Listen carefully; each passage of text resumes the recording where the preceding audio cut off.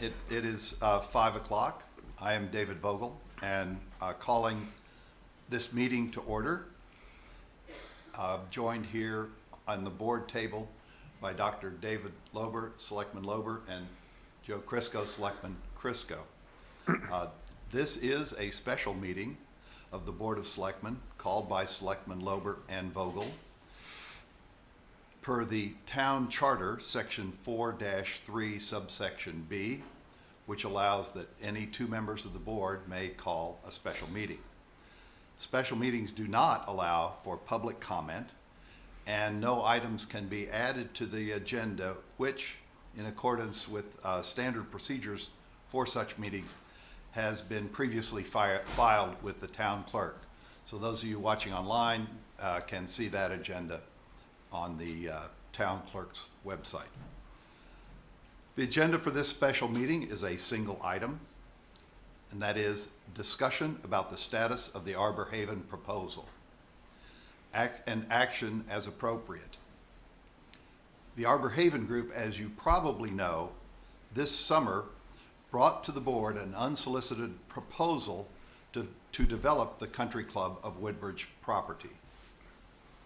The materials filed in support of this agenda that you will see online include a segment of the minutes of the regular meeting of the Board of Selectmen from September 8th, 2021, which authorized Arbor Haven Group to meet with various boards and commissions and for the Selectmen to hold a public information meeting. Also filed supporting this agenda is a motion by Ms. McCrevin from the minutes of the special meeting of the Board of Selectmen on October 27, 2021. I believe that these are the only specific actions that we have taken as the recently elected Board of Selectmen regarding development proposals for the former Country Club property. And the reason for calling a special meeting is that the Country Club of Woodbridge property is one of the most significant issues facing our town. We believe that the town deserves this issue to be given full attention and open discussion that is focused specifically on this particular topic. We prefer that it not be submerged in the routine of a 4-hour Board of Selectmen regular meeting. Secondly, and of more concern, at least to me, is that regarding the former Country Club property, the Board of Selectmen has fallen into a process that is simply not good government. And when I say that, I perhaps have to explain myself and give you some background about what that means. How this happened, last spring, before our election of this new board, a petition signed by over 250 residents requesting an ordinance regarding development of the CCW property was presented to the former board. At that time, Town Council ruled that the request was beyond the scope of an ordinance. In a subsequent meeting between the authors of the petition and our Town Council and First Selectman, there was a promise made that the town would do a request for proposal to pursue the property development goal that this petition outlined. Chronologically, the Arbor Haven proposal arrived some months later. Our current Board of Selectmen received a draft RFP, which was intended as the response to these petitioners, and we discussed this at our special meeting of October 27, 2021. At the conclusion of our discussion, the following motion was approved. And here I would like to quote from the minutes of the meeting so that I don't get it wrong. Ms. McCrevin moved, seconded by Mr. Crisco. I hereby move that with regard to the draft RFP for development of approximately 5 acres of land at the former Country Club of Woodbridge, dated November 1, 2021, that the Board of Selectmen pause any action on the RFP until the board receives further information, including a report from the Housing Committee, Woodbridge Housing Opportunity Study Committee, close paren. Voting aye were Heller, Crisco, Kuriakos, McCrevin, Nay, Lober, and Vogel. Ms. Heller declared the motion carried. At that point, I recognize that our board has, with the passage of this motion, established a procedure for how we would handle the development of the CCW property. However, this standard is only being applied to the response to the 250 plus voters who petitioned the board for action. And the Arbor Haven proposal is being treated quite differently. I know that my colleagues on the Board of Selectmen would agree that inconsistency and capriciousness have no place in responsible government. The RFP to develop 5 acres that was promised to our petitioning citizens is on pause until we receive the report from the Housing Committee, which is expected in June, 6 months from now. Meanwhile, proselytizing and board and commission review continue for the Arbor Haven group proposal to purchase and develop the entire 150 acres. I hope that tonight we could take action to correct this inequity, but we do not have a quorum. This is not a partisan issue. All petitioners who come from before our board should do so confident in the fact that they will be treated fairly and their issues will be subject to a uniform set of standards. There are clearly some simple solutions. We could pass a similar motion putting Arbor Haven on pause until the housing report, or we could discuss the issue and find a different solution. David and I called for a special meeting because of our belief that good government, consistent and transparent action by the Board of Selectmen, and logical thinking about our procedures should be our highest priorities. And that concludes my remarks, so I would like to now turn the floor over to Dr. Lober, who has further discussion on the status of the Arbor Haven proposal. First, I'd like to thank you all for coming. This is going to be the last in-person meeting for a while. And what you're witnessing here tonight is one of the tools available that's granted in the charter that allows minority representatives to add an item to the agenda. While we, David and I, were elected by a minority of voters, Republicans, Democrats, independents, and unaffiliated, on some issues we may represent the majority of Woodbridge voters, while the majority board members may not. We believe that this is such an issue. We also believe that it's our sworn duty to act in the best interest of the town, and that this proposal by Arbor Haven should never have been encouraged. I would like to share with you the decision of the Conservation Commission to reject this proposal in an articulate and comprehensive memorandum to the Board of Selectmen. This memorandum will appear in the next issue of the Woodbridge Town News in the Across the Aisle column. This is dated November 18th, 2021. On background, the Conservation Commission met September 30th, 2021, October 21st, 2021, and November 18th, 2021, and devoted much of these meetings to the analysis, review, and discussion of the Arbor Haven's development proposal for the Country Club of Woodbridge property. In October, Arbor Haven presented their proposal to the Conservation Commission and answered questions. In November, the Conservation Commission received an in-person public comment to inform the decision on this important topic. At the Conservation Commission's November meeting, the Commission voted to issue this letter to the Board of Selectmen, and these are their findings. 1, The Conservation Commission's charter is to protect the town's natural resources, and developing the largest piece of undeveloped property in town for high-density housing is contrary to our charter. Second, the town purchased the property in 2009 to protect it from development. So even if we consider selling the property to a developer to build condos or houses, this is contrary to the residents' wishes and the town's strategy in purchasing the property in the first place.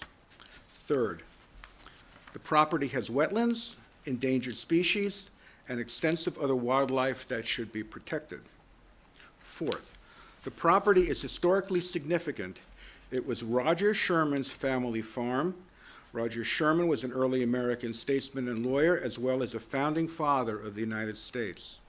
He's the only person to have signed all 4 great state papers of the United States: the Continental Association, the Declaration of Independence, the Articles of Confederation, and the Constitution.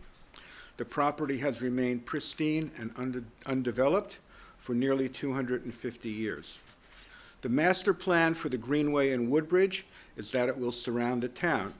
The country club property is a missing link in the Greenway system that is critical in linking other established contiguous Greenway spaces in Woodbridge, Orange, and New Haven, and should be protected. 6, to call Arbor Haven's proposal inconceived is generous. Arbor Haven has changed the estimates of home values, tax revenue, town cost, seemingly to solve for an answer, and to portray the proposal as financially attractive to the town. But the estimated tax revenue is grossly overstated. For instance, the developer has estimated that a 2-bedroom, age-restricted, attached home would sell for $625,000. The commission felt that this was unrealistic and that the tax revenue would be much lower than projected. The estimated cost to the town is also grossly underestimated. Arbor Haven estimated the numbers of students using a national average, even though we know the Woodbridge home buyer is not comparable. Home buyers in Woodbridge are predominantly families with school-aged children. Assuming an honest estimate of the number of school children and using similar metrics used for the previous development proposals, we estimate the impact to be an additional 206 school children versus the developer's estimate of 72. The cost per child is also underestimated. Woodbridge is allocated the cost of Amity based on the number of students, those enrolled at Amity, and this year the cost is $19,732. It's slightly less for Beecher Road School. The estimated additional school cost alone are over $4 million. Beecher Road School is currently at its enrollment capacity, so a large influx of students would likely necessitate a large building project costing tens of millions of dollars. The developer's proposal is very vague on what would be built, and it's also incomplete. The proposal showed clip art from the internet as models of what would be built and represents proposed dirt roads in the development as the streets and calls them Roman roads. The homeowners association could abandon the roads and they would become the responsibility of the town to pave and maintain in the future, as happened on Round Hill. The public walking paths proposed on private property and in backyards in close proximity to private homes were viewed as a likely source of future disputes between the proposed development's homeowners and town residents, and unworkable. The Arbor Haven proposal is even more financially detrimental to the town, as its impact on the environment is even worse than the 4 proposals previously presented, all of them rejected by residents of the town.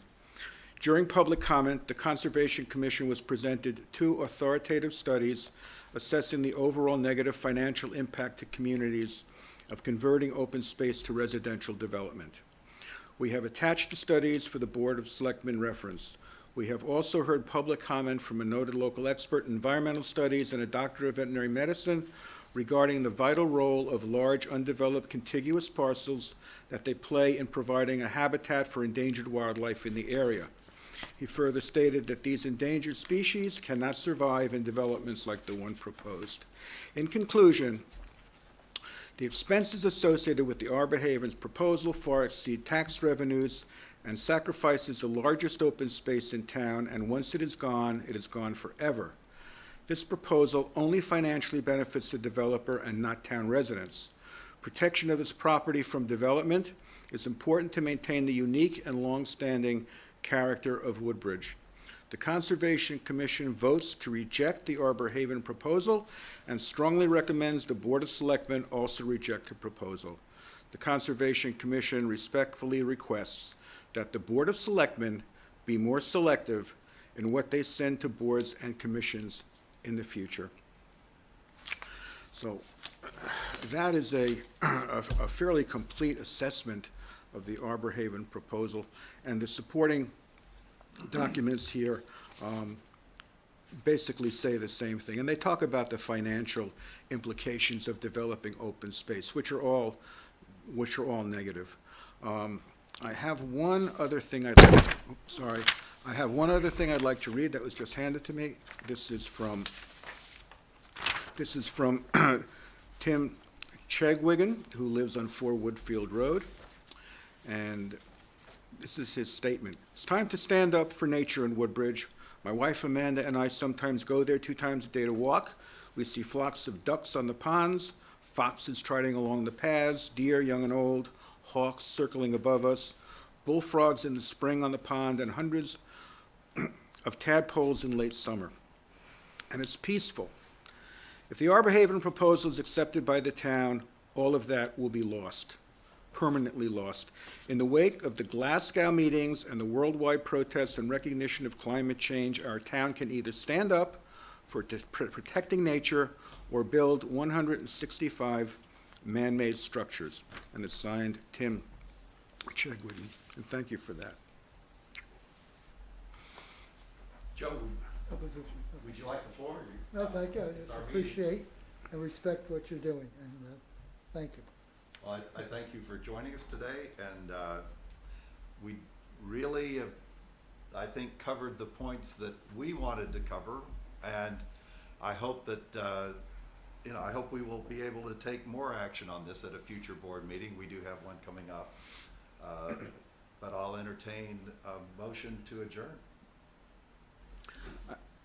I just have one thing to say before we adjourn. Government is representative of the voters. And I think it's incumbent upon the voters to make known to the government what their wishes are. We can't operate in a vacuum if we don't get feedback. And it's important to communicate, back to the various members of the Board of Selectmen and also the Office of the First Selectman.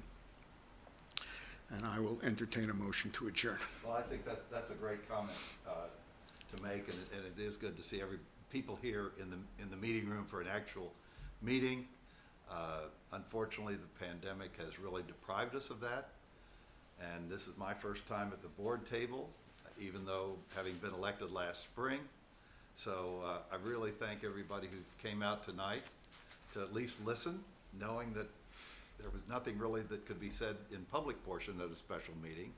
But I hope that in the future we get this virus licked and we can get back to running the town with a lot of input from the public. So I'm going to move that we adjourn. Any seconds? Second? All those in favor? We stand adjourned. Thank you.